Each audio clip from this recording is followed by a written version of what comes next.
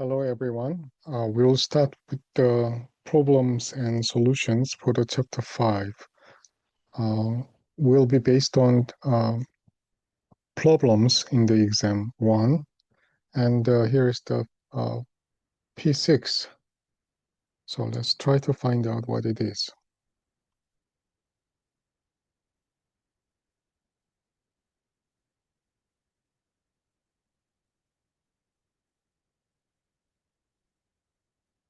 Okay, so here is the situation. So there are three charges, Q1, Q2, and Q3, and their coordinates are given as below. So Q1 is at the origin, Q2 is in the x-axis, and the Q3 is on the xy plane.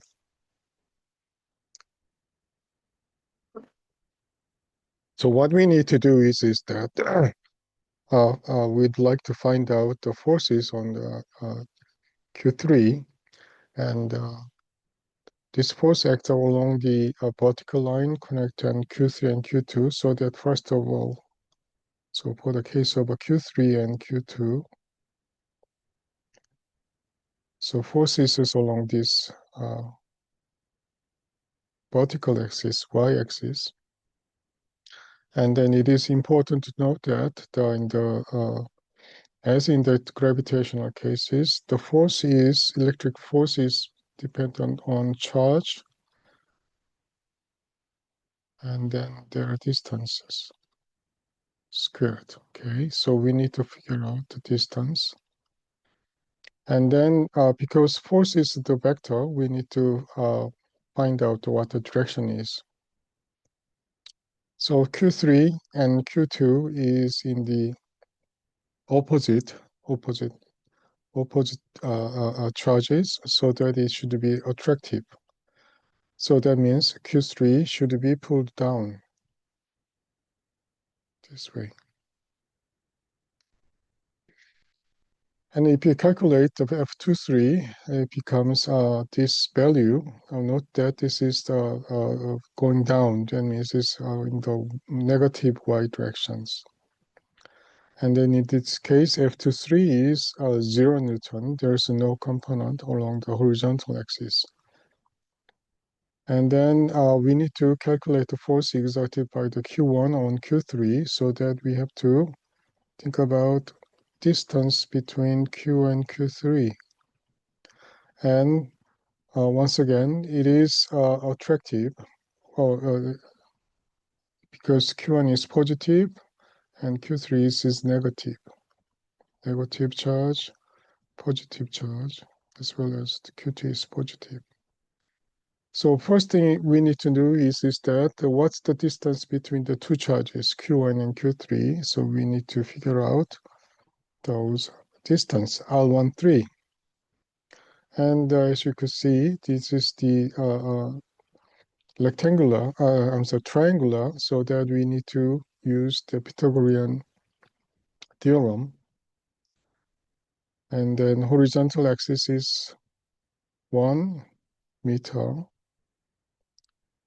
And then vertical axis is 0.5 meter. So obviously R13 is the square root of those squares, so that we get these numbers. And then we need to figure out the forces. The forces are attractive, pulling Q3 downward toward the Q1. So that means it points left and down. That means, let's go back. So it is this way. So it is left and down. So that means it has both x component and the y component. So first thing is that we need to figure out the magnitude of forces, F13. And then you get this number. And then F13 x component and y component is going to be calculated by this formula. Remember that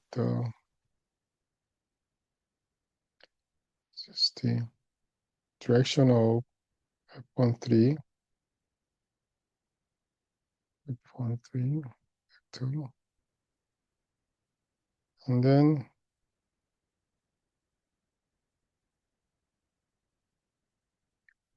zeta is given by this one. So x component should be in the minus directions, so that here it is, and the cosine theta is this one. And then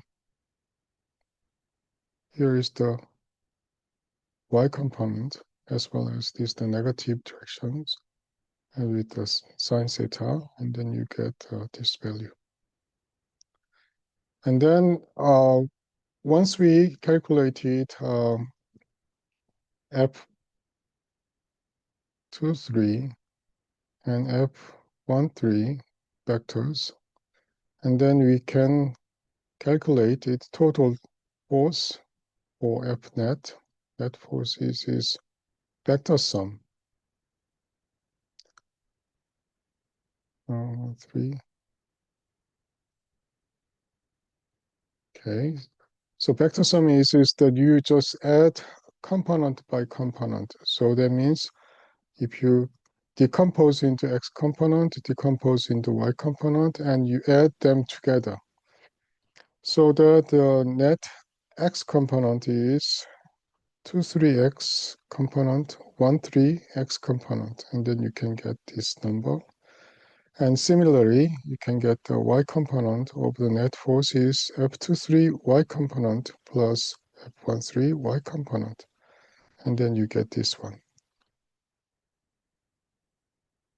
And then F net is, once you get the x component and y component, and then you squared it and add them together, and then make a square root, and that's your total net force.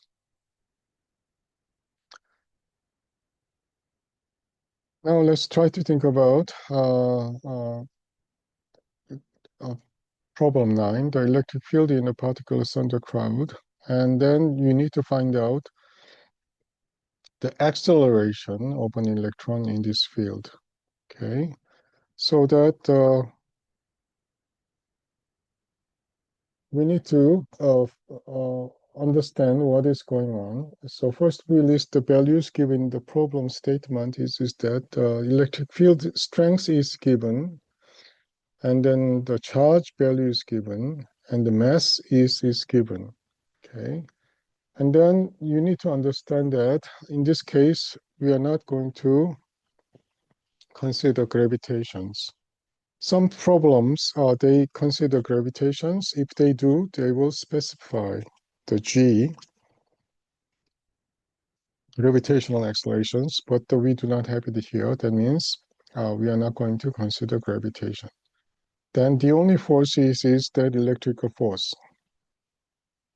So once we have an electric field and the charge, then by interaction between the charge and the electric field, it generates a force.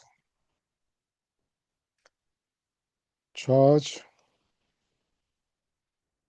and field. And then you get force. Okay, so the electric field is given, charge is given, so you can get the force. Okay, so you can find out what the forces are for the electric charge.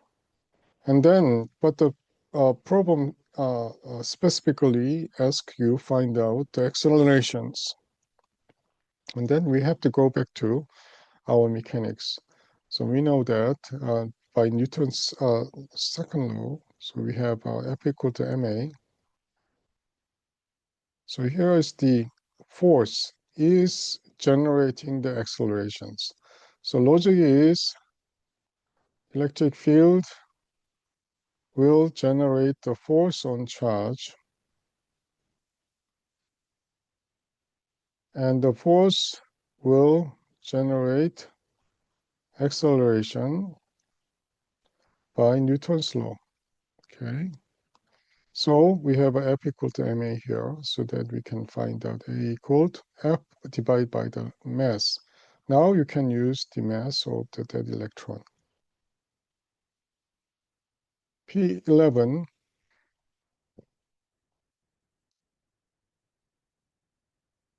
and then now let's try to think about this one. Two small balls, and masses are given, and you have a ceiling, common point, and we have a string. Okay, so this is the basic problem you have solved many times in the physics 161. And in that case, we have a unknown force, which is tension. So you will find out that you will have three types of forces here. So first one is the electrical force, and then gravitational force, and then tension. There's a three. So let's try to see how things are going. So when balls are given the same charge Q, the thread hangs 5 degrees C, 5 degree to the vertical. And what is the magnitude of the charge? Okay. So question is, what makes the Q such that these two charged balls is separated by the 5 degrees? Okay, so in order to understand this, we need to have a free body diagram. So if you have so this angle and this angle is the same. So that means that this theta is also 5 degree. Okay. So here it is, as I said, there's three types of force. One is the tension, and then gravitation,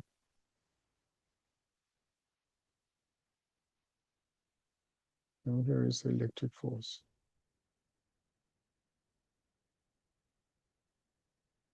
Note that this QR same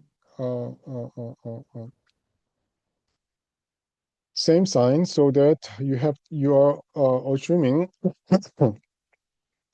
you are looking at the charged ball on the right hand side, so that it should be repulsive, so that the electric force is away from the center of this ceiling. Okay, and then we have a tension, uh, then we have a gravity, and then there is electric force.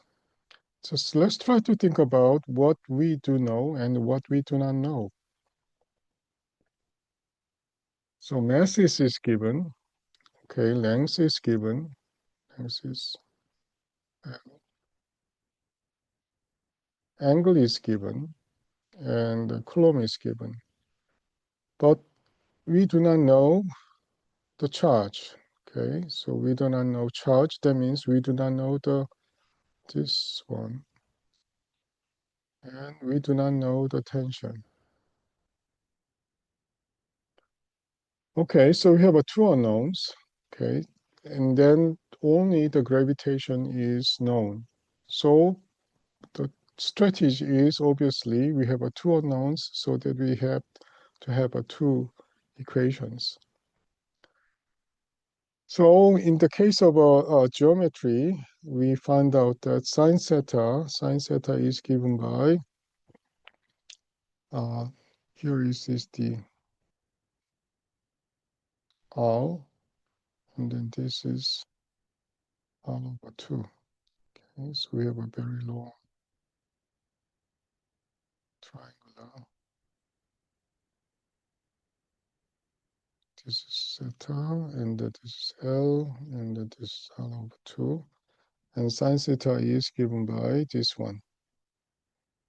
Or our R, the separation between the two charges are given by this one. Okay. So from these separations, what we can find out is that that these two charges are separated by this distance, and it has a charge Q, then we can find out those forces, especially electric forces, because we know the distance and we know we are given charge, even though we are going to find out.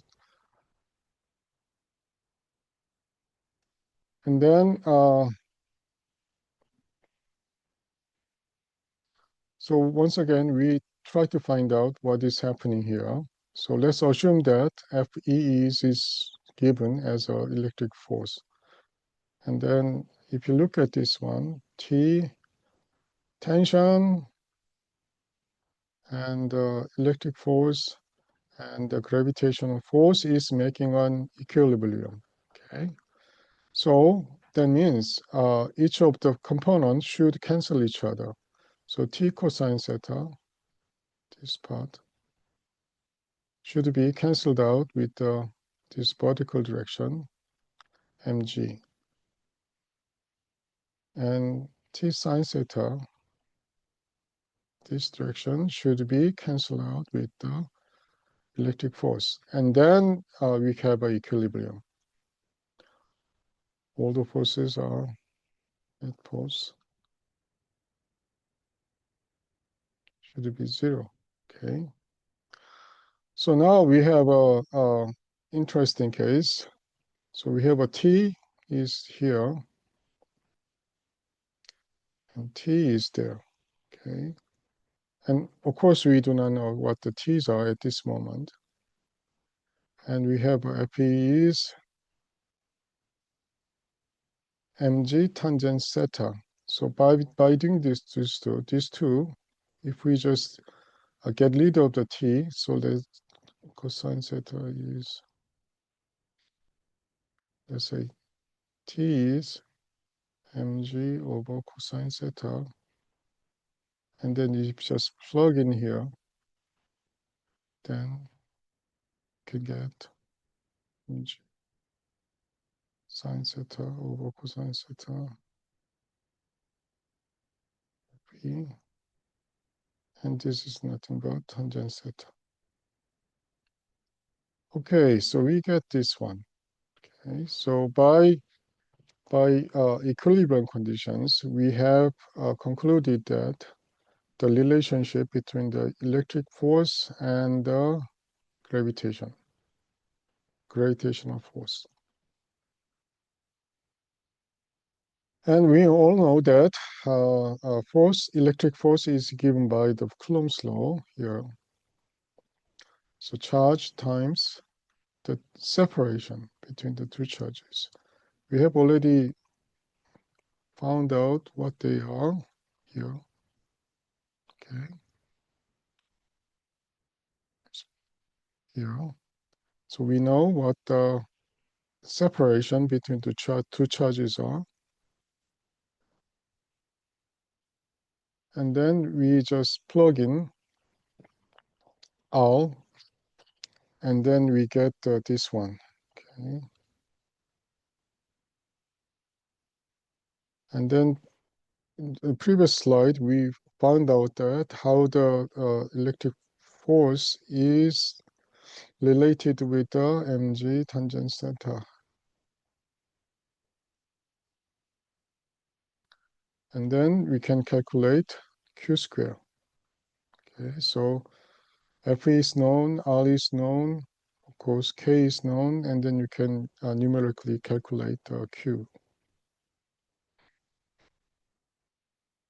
Now let's try to think about dipole problems. Remember that dipole is composed of two charges, minus Q and Q, plus Q.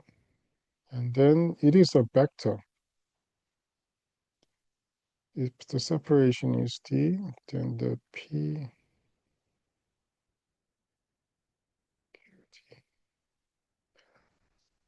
so note that the charge is a monopole, and then dipole, you need to put the length dimension there, length dimension. And then another point is that dipole is a vector, okay? Now we have an alkali metal here on the top and the halogen material in the bottom. And then one of those charges are forming a dipole. And then under these situations, and then we have a separation of A. Okay, so that in this case, you can say that EA. Okay. And anyhow, dipole is making an angle with electric field, external electric field. The angle is here, as shown here, 40 degrees. Okay, and then determine the magnitude of the torque on the dipole. So what is happening for the dipole under the influence of external electric field is that the the electric field and the dipole is interacting such that dipole will turn. So that means electric field will exert a torque. Okay, so that's the basic mechanism. So here is the case. So parameters A is given in terms of meter is like this. Charges are given. Electric field is given. Angle is given. Okay. And then we need to find out, first of all, the electric dipole moment, P, is given by QA, or in this case, E. And then we get this magnitude. And the torque is given by tau is P cross E. Remember that. They are all vector. And then the magnitude is given by P times E sine theta. Sine theta is angle between these two, P, E, theta. Okay. So note that theta was given already 40 degrees C, 40 degrees C, 40 degree. And then we can get the tau numerically. Okay, so it's relatively simple, but what we need to do is that you need to figure out what the dipole moment, electric dipole moment is, how to calculate it, and then you need to understand the physics of the dipole electric field interaction, which is electric field will give the torque, which is given by P cross E. And now we are trying to understand the electric field calculation for the given charge distribution. So one of the important examples in the chapter 5 is that if the charge distribution is given, what are the electric field? Okay, so this is another example here. So we have a line charge.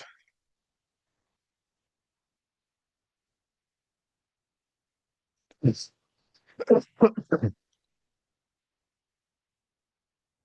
Uh,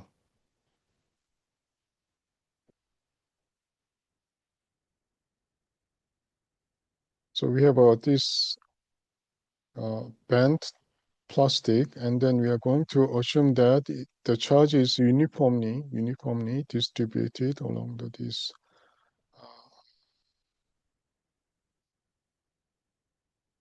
half circle. And then we want to find out what are the electric fields generated by this charge distribution. So typical example of the problem you need to find out is this: the charge distribution is given.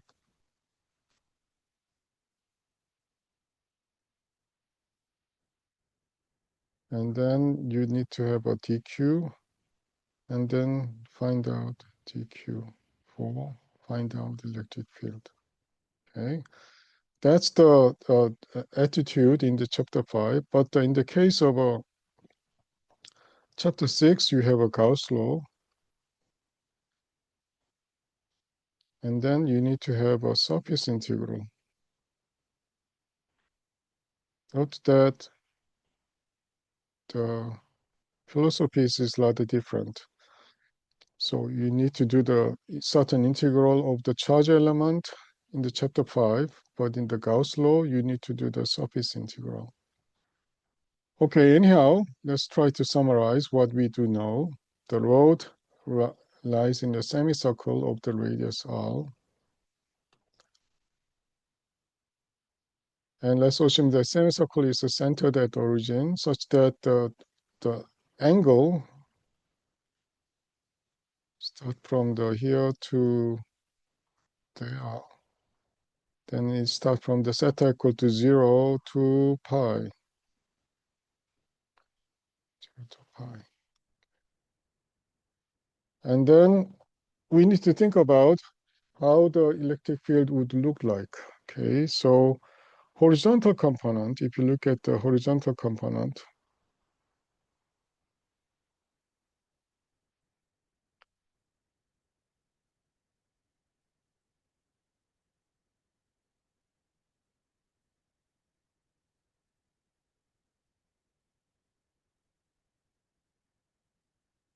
so here is a certain element.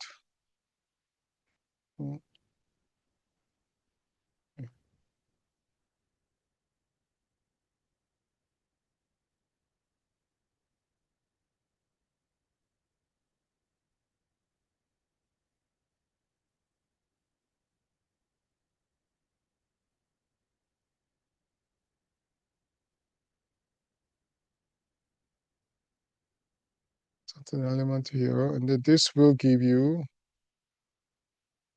electric field contribution.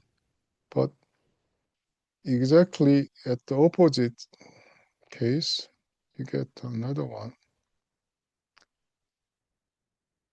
And if you think about these two vectors, so if you just put them together, you get this. So horizontal cases, vertical cases. So you'll find out the horizontal component will cancel each other, and then you'll end up with only the vertical component. Okay, so that's what it says. Due to the symmetry, horizontal component of electric field from the left side of the semicircle will exactly cancel out horizontal component from the right side, so that there is no horizontal component of electric field. Then only the vertical component will exist. So all vertical component points in the same direction away from the rod if the Q is positive. So only we need to calculate the sum of these components. Okay. So now let's dig in.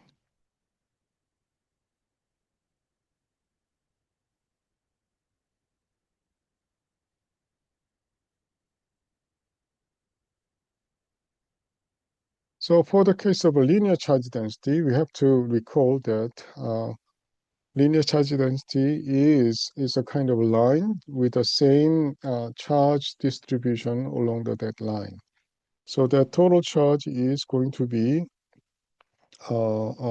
accumulated or distributed along this arc, semi-arc, which is length is given by pi times r.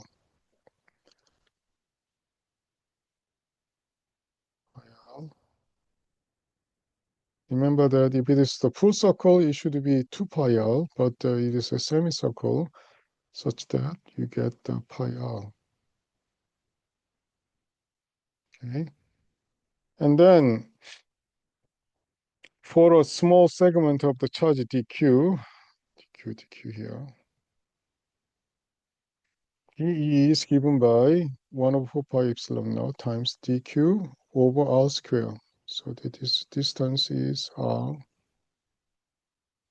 So that distance squared and its charge element dq. Okay. And then vertical component is given by, so if the theta is measured from the horizontal axis,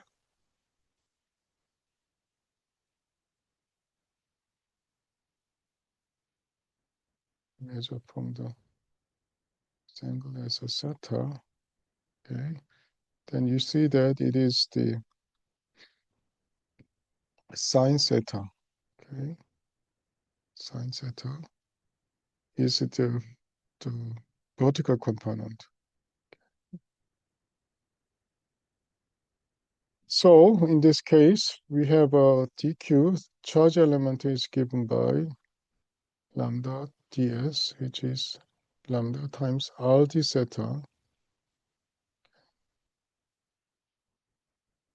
So this is the theta.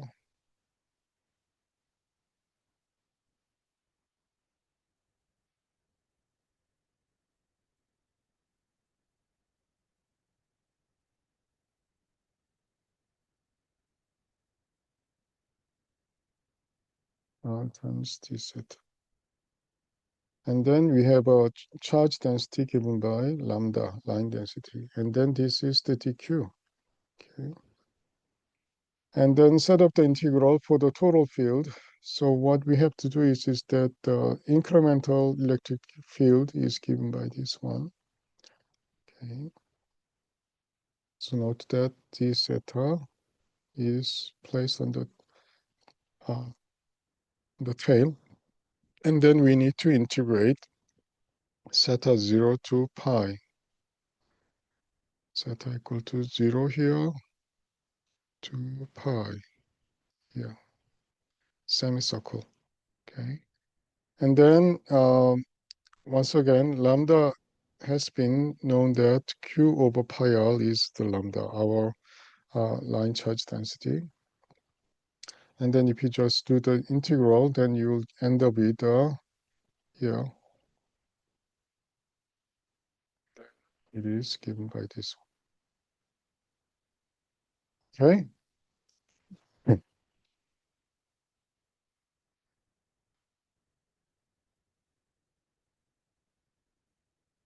And then there is an interesting problem of the equilibrium. Once again, we have a full charge, small charge Q at the corner of a square. It has a corner D, each of them. And at the we have a Q is given by this one. And then at the center, we have a capital Q, large Q. And then find the charge Q that should be placed at the center of the square so that the whole system is in equilibrium. So once again, if it is in equilibrium, that means the net force should be 0.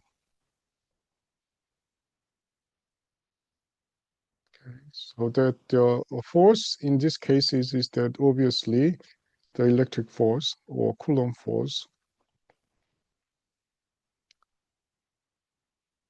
So what we need to find out is that electric force on every charge in the system is 0. So due to the symmetry of the square, if the net force on one corner of charge is 0, then it will be 0 for all of them. This is the one of the trick.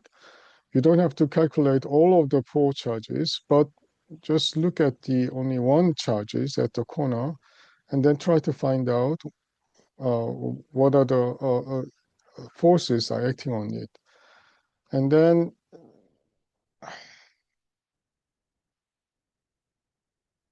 let's try to think about Q1 here. Okay, let's say it's a Q2, Q3.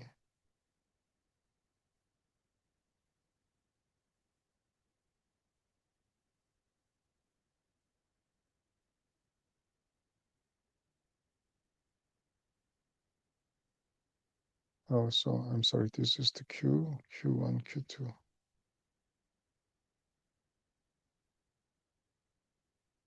So let's assume that this is the Q, and the nearest neighbor is identified as a Q1 and Q2.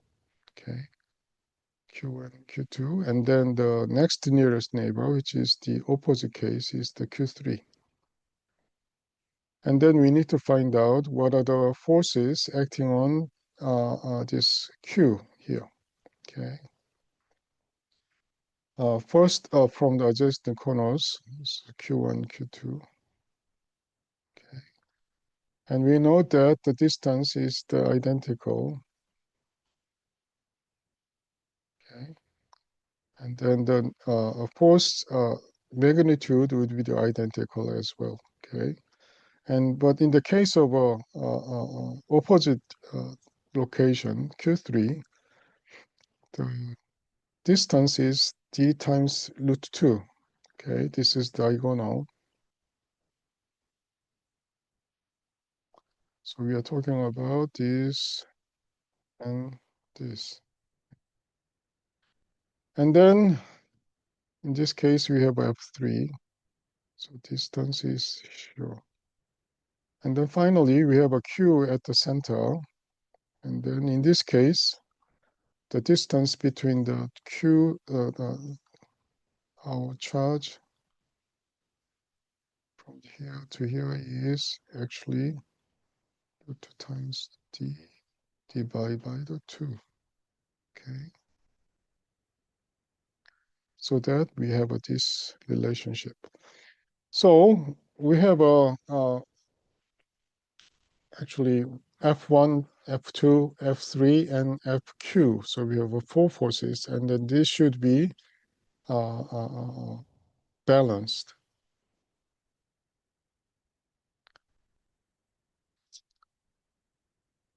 So we have F1 and F2. So Q1, Q3. So they are all they have a same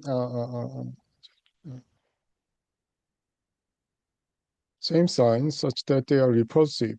Okay, so that you will have a force acting on this one this way, that this is this way. Okay, and then as a result, F1, this is the F1, and this is the F2, and as a vector sum, this is what you get for the F1 plus F2, and this is nothing but F1, 2. And then this is the, okay. These points are direct away from the center along the diagonal, okay. And F3, remember that they are all in the same charge, so that it should be repulsive, so that F3 should be also in these directions, okay. So repulsive forces are all added up. F12 plus F3 is given by this value. And now we need to cancel out this repulsive force with the attractive force, which is given by center charge. So we need this condition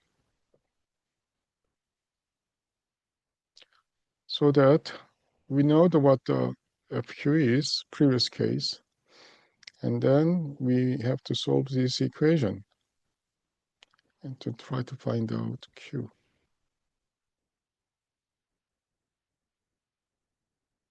And then you will get this value. And then you can put the numerical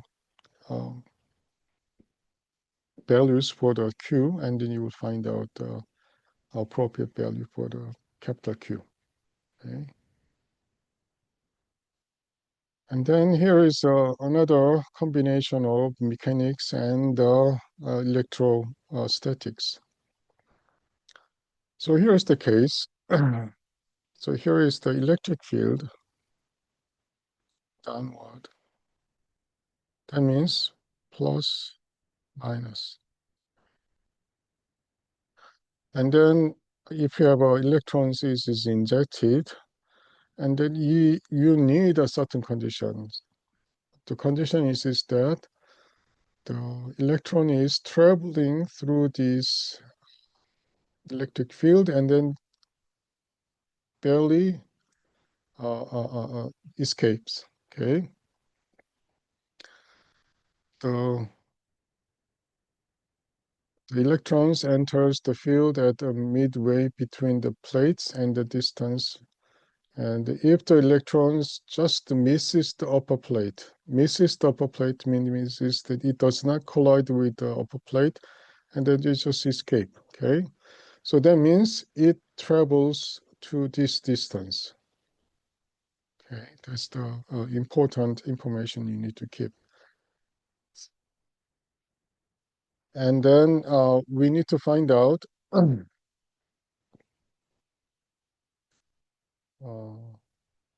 magnitude of electric field. Magnitude of electric field. What is the E? What makes E such that electron jump into the electric field and then escape? And that means it travels through this one horizontally, and then it is in the middle such that it travels 0.5 centimeters. Okay. That's the thing we need to understand.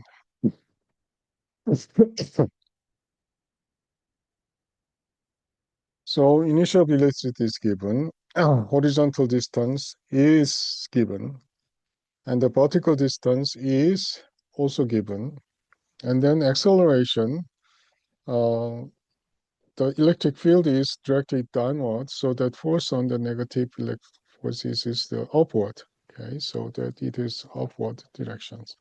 So if you think about what we have learned in the previous semester, it is more like a kind of a situations.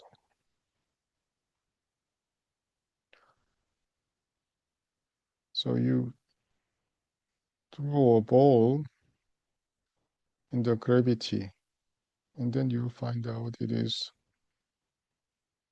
going like that, is projectile.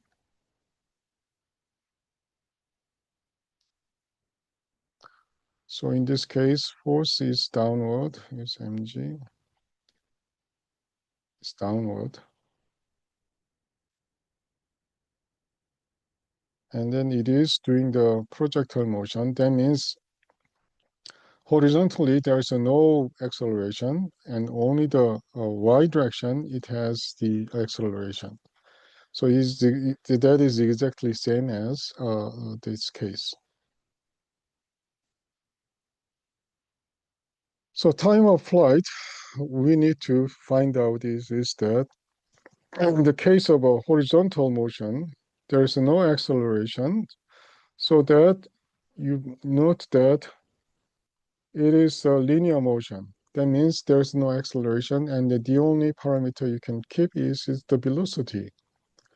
And the velocity times t should be your exit distance, L, okay?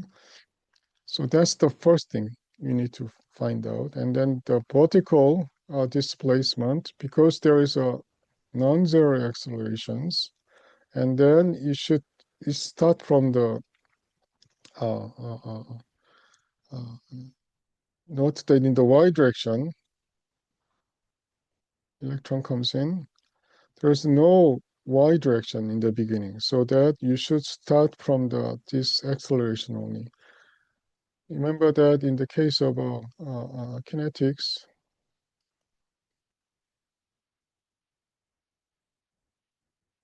y0, something like this, we are going to set the y0 is 0, and we are given v0 is given as a 0, so that we end up with this one, at squared. Okay. And then we need to convert the electric force, and then by Newton's law, you get the acceleration.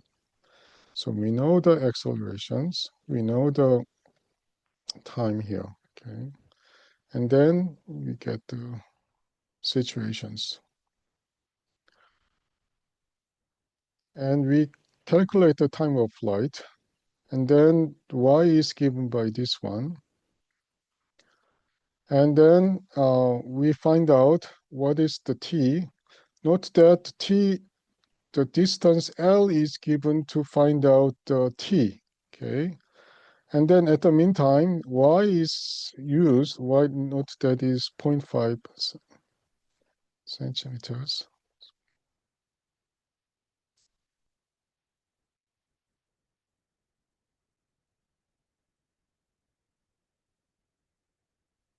This was L, and this was dy. Okay, and the y was already given, and the L was given, and then you can find out E. Okay, it's a little bit looks complicated, but what you need to do is to combine what you already know for the projectile motion, and then identify the force, and then you need to specify the dimension of the motion, okay? And then you can find out. Let's stop for the time being.